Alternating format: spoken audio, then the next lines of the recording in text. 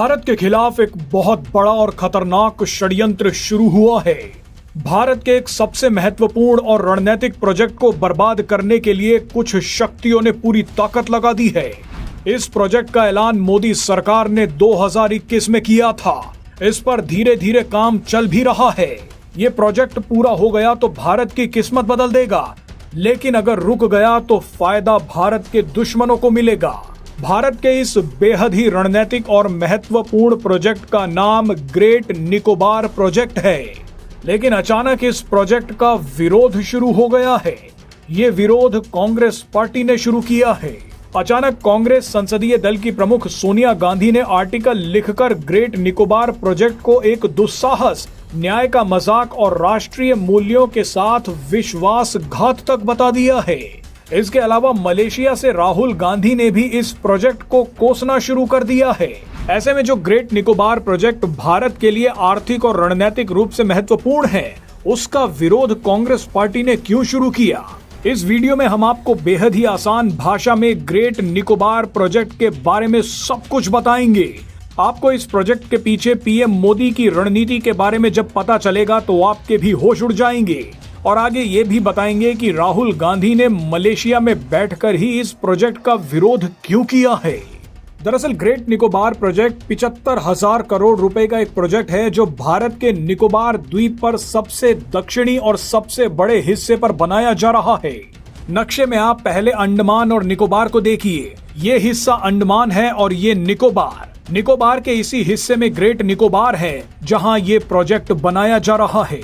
भारत की मुख्य जमीन से करीब 1800 किलोमीटर दूर ग्रेट निकोबार में पीएम मोदी क्या बड़ा खेल कर रहे हैं, उसे जानने से पहले आपको ग्रेट निकोबार के पास मौजूद मलक्का स्ट्रेट के बारे में जानना होगा। मलक्का स्ट्रेट दुनिया के सबसे महत्वपूर्ण ट्रेड रूट्स में से एक है।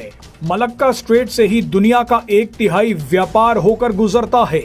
यही जलमार्ग दुनिया के ऊर्जा व्यापार का लगभग 40% हिस्सा संभालता है।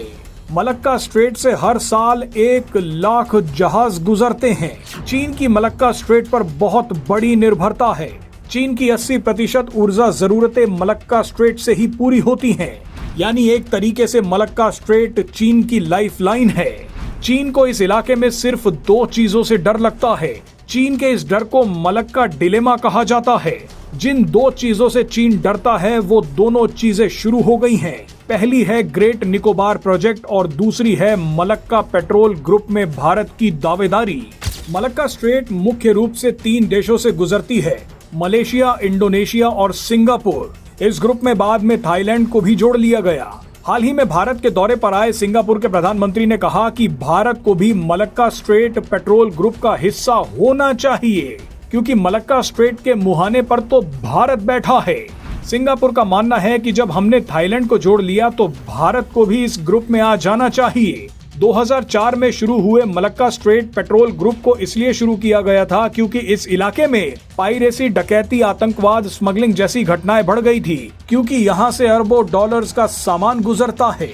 ऐसे में इन देशों ने मलक्का स्ट्रेट की सुरक्षा के लिए एक पेट्रोलिंग ग्रुप बना लिया, जिसे मलक्का पेट्रोल का नाम दिया गया।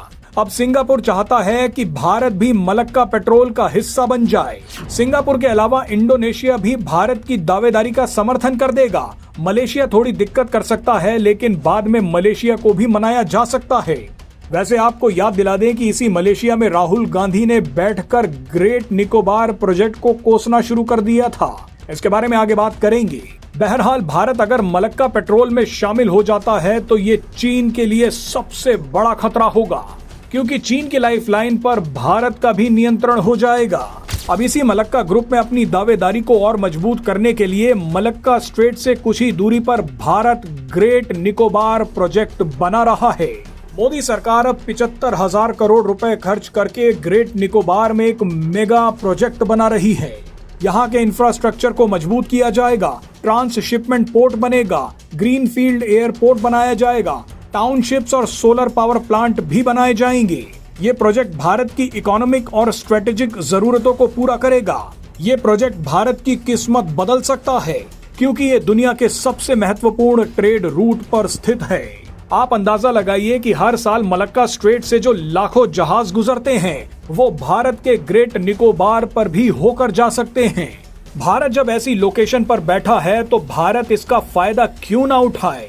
सिंगापुर आज दुनिया के सबसे ताकतवर देशों में से एक है और सिंगापुर की सारी किस्मत मलक्का स्ट्रेट ने ही बदली है। ऐसे में भारत भी ग्रेट निकोबार को सिंगापुर की तर्ज पर बना रहा है। ग्रेट निकोबार प्रोजेक्ट से भारत को पैसा मिलेगा, सुरक्षा मिलेगी और चीन को काबू में रखने का मौका भी मिलेगा। ग्रेट निकोबार में जो ग्रीनफील्ड एयरपोर्ट बनाया जा रहा है उसका इस्तेमाल सिविल यूज के लिए भी होगा और मिलिट्री यूज के लिए भी। आपको जानकारी के लिए बता दें कि अंडमान निकोबार भारत का ट्राई सर्विस कमांड है, मतलब यहाँ पर एयरफोर्स, आर्मी और नेवी तीनों तैनात हैं। ऐसे में ग्रेट निकोबार प्रोजेक्ट पूरा होने से भारतीय सेना को मजबूती मिलेगी और एक दिन भारत ग्रेट निकोबार के जरिए मलक्का स्ट्रेट पेट्रोल ग्रुप में भी शामिल हो जाएगा। अब इससे चीन थोड़ा परेशान हो सकता है। आप सोचेंगे कि अभी तो चीन और भारत के रिश्ते पटरी पर आने शुरू हुए थे, तो ऐसे में भारत ये प्रोजेक्ट क्यों बना रहा है? तो हम आपको बता दें कि दोस्ती और दुश्मनी अपनी जगह पर है। भारत अपनी सुरक्षा और आर्थिक फायदों के लिए कदम उठाना बंद नहीं कर सकता। अब चीन को ग्रेट निकोबार और भारत के मलक्का स्ट्रेट ग्रुप में शामिल होने से दिक्कत हो सकती है, लेकिन कांग्रेस को क्या दिक्कत हो गई?